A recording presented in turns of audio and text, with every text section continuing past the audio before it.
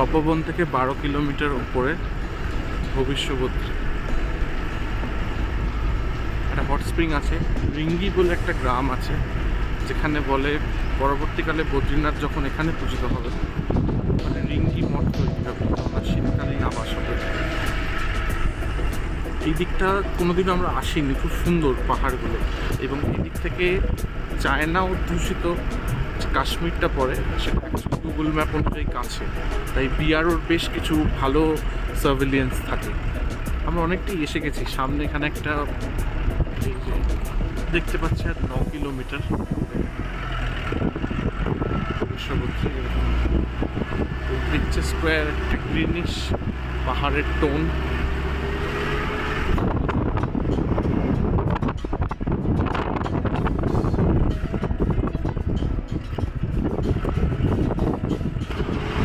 রিঙ্গি গ্রামটা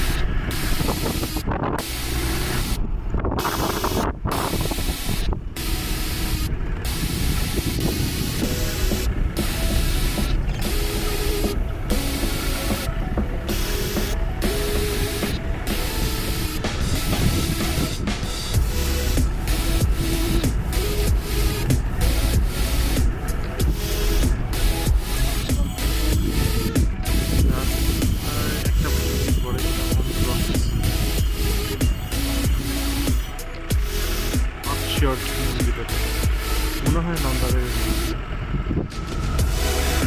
এই দিকটা একটু অন্যরকম, এরকম এত সুন্দর এরকম ভার্জিন দিক আমরা আগে দেখি, পুরো কাশ্মীর ভ্যালির মতো মনে হতে চায় না, এত সুন্দর জায়গায় যাবে।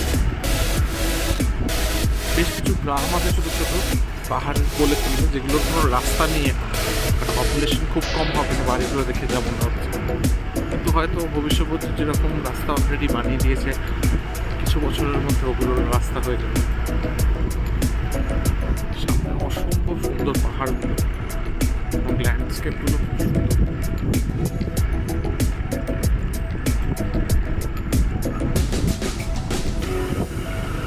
আর 2 কিলোমিটার বাকি পৌঁছতে, অনেকটা ওপরে চলে এসেছি। এখানে ওপরে যত উঠছি ঠান্ডাও তত বাড়ছে। পৌঁছে আবার দেখাচ্ছি। ভবিষ্যবদ্রী পৌঁছে গেছি আমরা, একবার চারদিকটা দেখিয়ে দিচ্ছি। টুকটাক লোক আসে এখানে এখনো।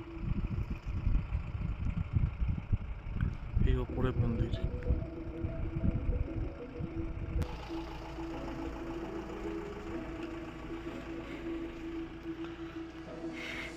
রাস্তা শুরু।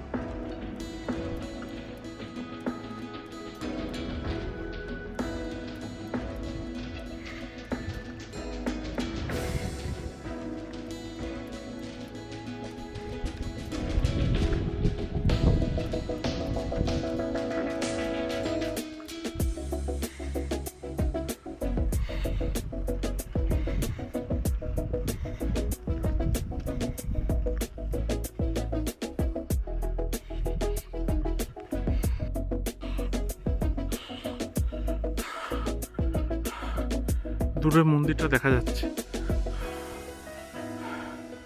এগোচ্ছি আমরা ভবিষ্যৎপত্রীর দিকে। সুন্দর একটা ফুলের বগিয়াল।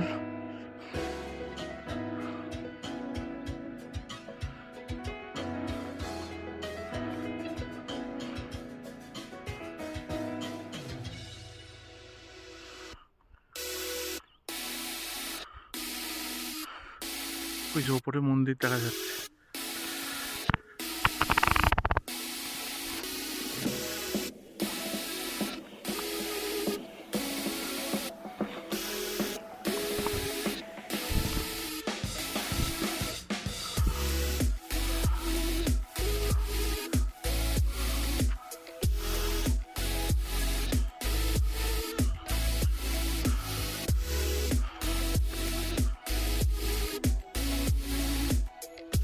এই পুরো রাস্তাটা হেঁটে এসে ভবিষ্যৎপত্রীতে ঢুকতে হয়। এটা হচ্ছে গেট। এটা ভবিষ্যৎপত্রীর মন্দির পরিসরটা।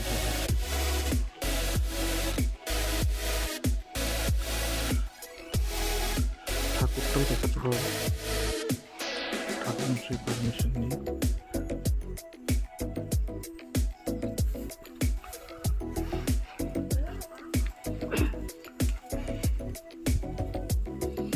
पंडित जी नमस्ते, एक बार दिखा रहे हैं। মাঝখানে ভবিষ্যৎপত্রী, বাঁ দিকে গণেশ, ডান দিকে লক্ষ্মী দেবী।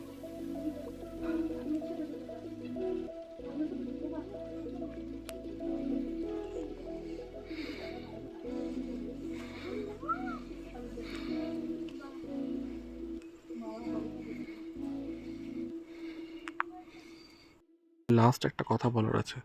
এটা ভবিষ্যৎপত্রীর এন্ট্রি। এখানে গাড়ি রেখে উপরে উঠতে হয়। এখানে একটা টি ক্যাফে আমরা দেখতে পেয়েছি, কিন্তু এটা বন্ধ। তাই কন্ট্যাক্টে শুধু যে ব্যানারটা আছে ছবিটা নিয়ে রাখলাম, মেবি কারোর হেল্প হতে পারে কোনো সময়। এখানে থাকার জায়গাও আছে বলে, এই যে পেছনে একটা রুম টুম রয়েছে এদেরই, কিন্তু কাউকে দেখতে পাচ্ছি না।